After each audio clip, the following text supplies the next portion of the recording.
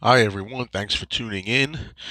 Wanted to talk this morning about a little interview with Mick Jagger of the Rolling Stones, which I found very interesting. First, I want to thank one of my viewers, Yelly Man. Yelly Man provided me with a link to this interview, and I'm going to try to get it in the description box below if you want to see the interview. It's a short interview with Mick Jagger. It's very interesting. I have to say, Mick Jagger is looking and sounding really good these days, and man, he's I think going to be 77 years old, or is 77, looking really good. So I want to give him the credit for that. Um, well, to start with, I want to say that recently Paul McCartney was on the Howard Stern show, and during the Howard Stern show, Howard likes to, be controversial and stuff like that. So he wound up bringing up the Beatles versus the Rolling Stones, that old chestnut from decades ago, right? And of course, Howard is the type of person that whoever he's interviewing, he's going to suck up to.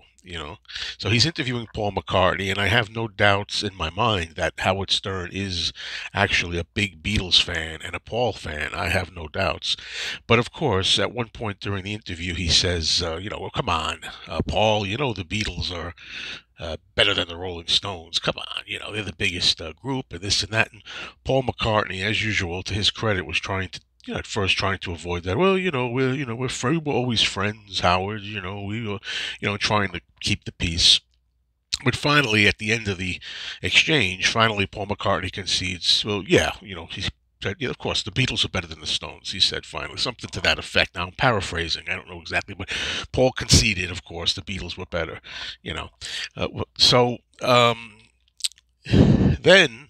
I don't know, a few days after that, I'd say about 4 days after that, we had the Together from Home concert that was put on, where artists recorded, or it was pre-recorded or some live, I don't know, but from their homes. I did a video on it. You can check it out. A few videos ago, where these artists performed from their home, and I thought Paul McCartney's performance was rather weak.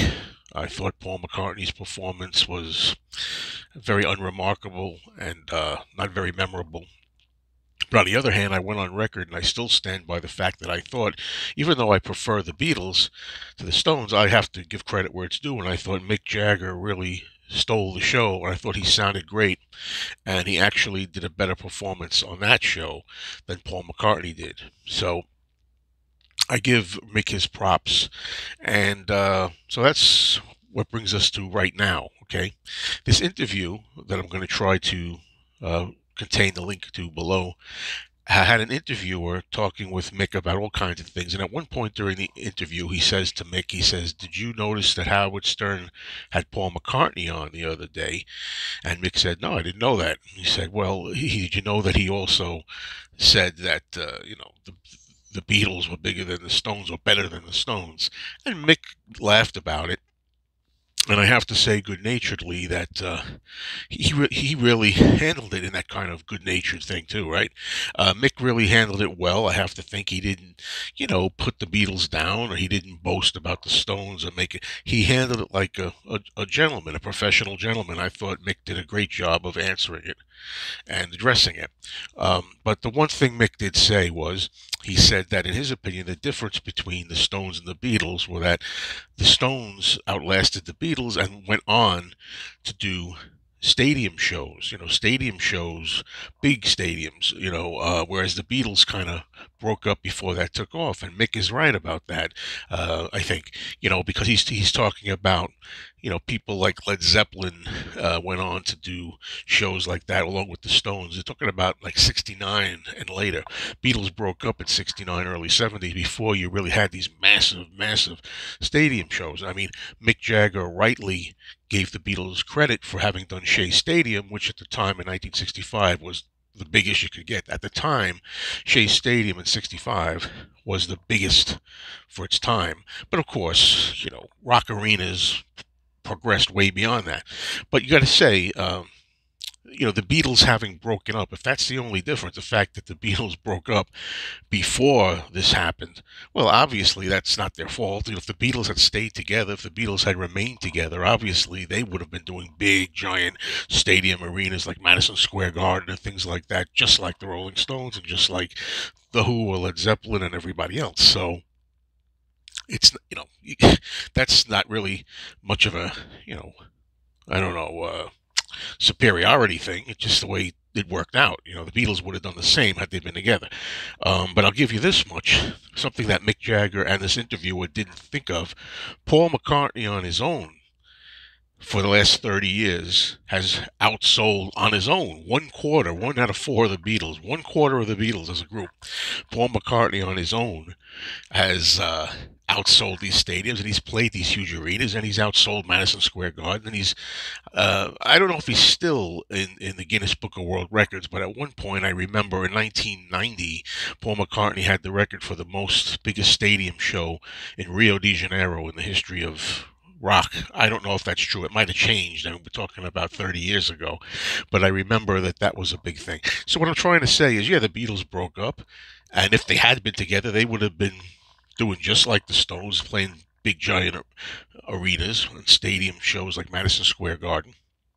So that doesn't mean anything, But as I say, Mick handled it well. There was no animosity or anything there. It was well said. But you got to remember, one quarter of the whole band took over that stadium. I don't think necessarily Mick Jagger on his own, just one quarter of the Rolling Stones, could accomplish a similar feat. So there you go. Now I want to end by saying, I am a fan of the Rolling Stones. I like the Rolling Stones. When people ask me who's your second favorite British invasion group, I say the Rolling Stones. I really like the Rolling Stones. I like their hard edge, and they've been around a long time. But I always find it amazing that the Beatles accomplished more in 7 years of recording than the Rolling Stones have accomplished in 60 years or whatever it's been, and counting, 60 plus years or 60 years thereabouts. It's not quite 60 years. It'll be 60 years in 63, right? So it's almost 60 years. I think that's pretty funny. Really, when you get right down to it. And like I say, I love the Stones. I take nothing from the Stones. I don't dislike them. But I do have to say, I find that little factoid pretty amusing. And also the fact that, in the 1990s, the Beatles outsold everybody else when they had the anthology series that came out. And then I have to say, do you know what the number one selling album of the entire decade of 2000 was, from 2000 to 2010? It was the Beatles' One collection, the Beatles' hits album. Sold more copies than anybody else for the whole decade of the 2000s. And this is a band that split up in the year 1970. And finally, there was a little bit of a announcement that went on last year that we just finished the decade of the 2010s, from 2010 to 2019, or 2010 to 2020. Do you know what the number one vinyl album was? Who sold the most vinyl? I don't know if it was number one vinyl or a combination, but the Beatles. The Beatles sold the most vinyl records in the decade of the 2010s. Now you may say, well, vinyl is not that big, No, vinyl is not that big again. It's made a modest comeback, but out of the 2010s, still, it doesn't change the fact that it was the Beatles, a defunct band that hasn't played together for over 50 years, still had the most vinyl sales in the entire decade of the 2010s. An astounding feat. And that's why, as much as I love the Stones, I always affectionately refer to the Rolling Stones as the Beatles' baby brothers. I'm not a big sports guy, but I kind of consider it in baseball terms. It's like the Beatles are the New York Yankees, and the Stones are like the New York Mets. They're always going to be the baby brothers and below the Yankees. That's what it comes down to. It doesn't matter how many albums the Stones put out and how many records they record, how many years they stand up there on stage and breathe, past the Beatles era. It doesn't matter, because McCartney was still doing the same right along with the Stones. So That's what you got. One quarter of the Beatles on stage, still outselling and playing stadiums over all the Stones. So, there you go. I really want to hear your comments on this, folks. And as I say, I'm a fan of both. I'm keeping it peaceful, but come on, there's no comparison. The Beatles will always rule over the Stones. Take care.